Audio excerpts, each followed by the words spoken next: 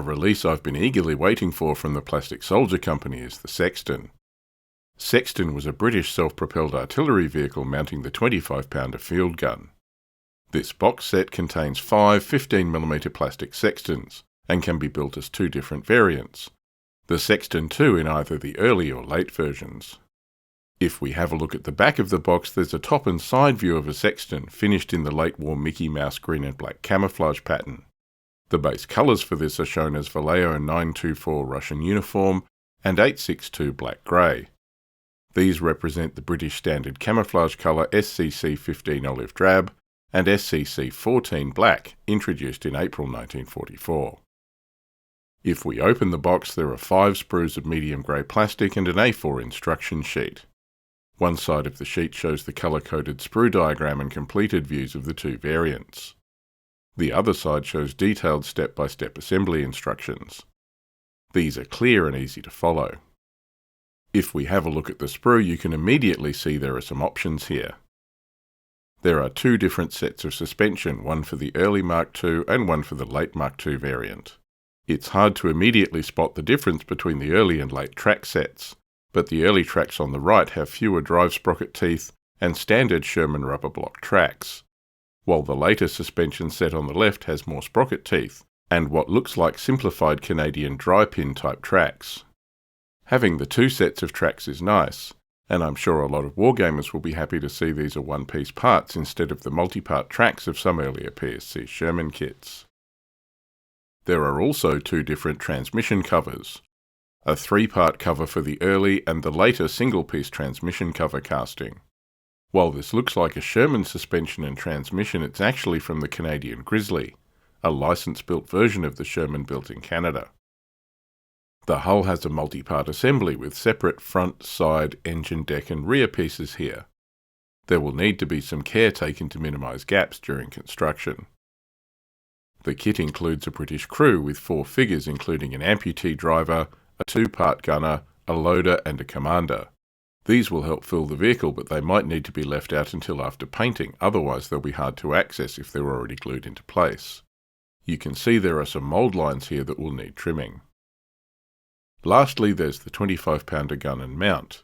There's also some jerry cans and stowage. All the parts are very well cast with strong, crisp detail. There are some minor mould lines on some parts like the gun and crew figures, but these will be easy to clean up. The Plastic Soldier Company do good work, and this kit is a strong example of how good their plastic kits have become. Let's build one. Assembly starts with the lower hull and tracks. Snip these off the sprue. There are 2 extra pieces on each track which I thought were locating pins but are actually just extra plastic. These will need to be trimmed off to let the track and hull go together properly. A minor issue but annoying. The tracks have locating pins, but they are the same for both sides, meaning you can put the tracks on backwards. Watch out for this. The idler wheel goes towards the back. The next step is the upper hull and gun mount. Snip these parts off and clean them up. There are recesses on the hull for locating pins on the gun mount to aid in correct placement. This assembly then attaches to the lower hull. I also put the driver figure in as he would be difficult to fit in here once assembly is complete. I'll be leaving the other crew figures off until after painting. Next is the rear hull plate and some stowage bins. Try and get the bins as straight as you can, aligned with the hull sides. I'm going to stray from the assembly guide here. I'm fitting the front hull piece before the sides, just to aid in lining up all the various hull pieces. Then the hull sides go on. There are a few locating tabs to aid alignment, but you'll still need to move parts around a bit and apply pressure to minimise gaps. Then the transmission cover can be fitted. I'm using the later 1-piece part, but the 3-piece transmission was common as well. While I got this part in, I would probably add this with the front hull piece next time to avoid having to force it into place. It went in okay. I have also missed a bit. There's a rear piece for inside the crew compartment. I didn't realise I'd missed this until I'd finished filming. Next comes the 25-pounder gun and mounting. Cut these parts free and assemble them.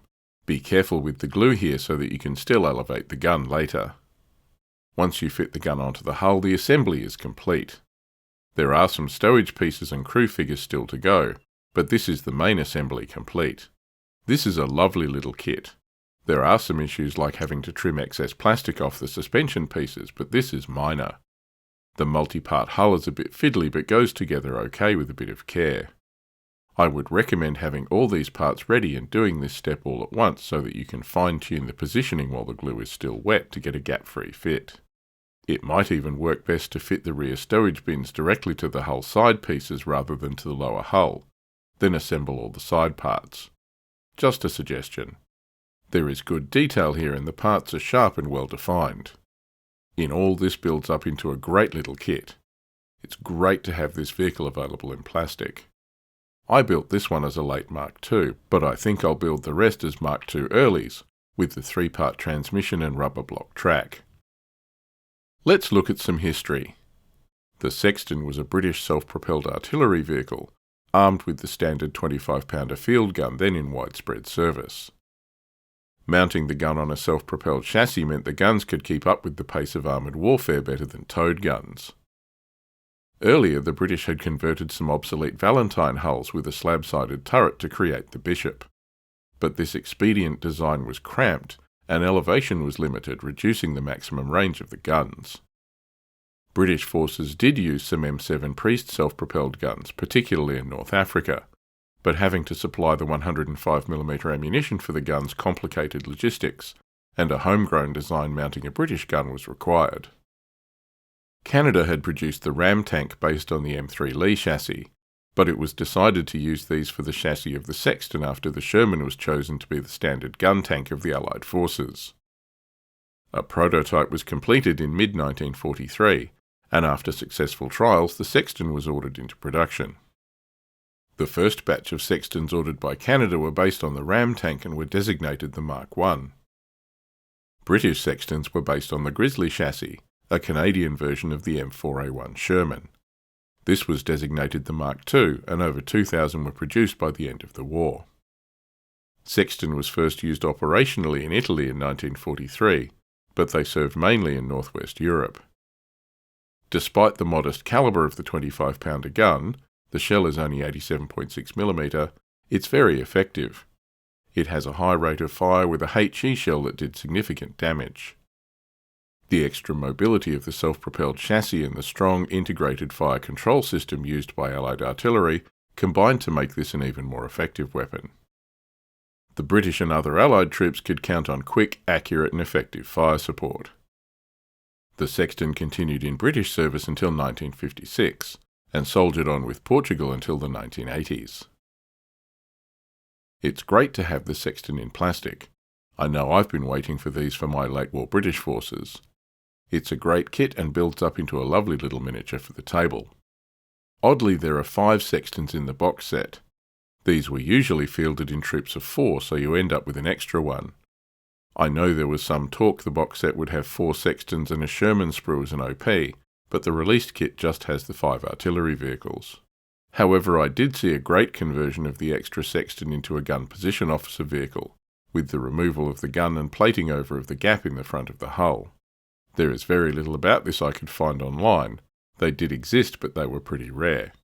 Canadian Ram tanks and Shermans were often used as artillery observation posts. While there are some issues with this kit like trimming the suspension, they are very minor and easily corrected. Including the 2 suspension options is a nice touch, and overall this kit looks great when built. Detail is sharp and well sculpted. It's a gutsy move by the Plastic Soldier Company to make this support vehicle in plastic, and I hope gamers will buy these to give their British troops some armoured fire support.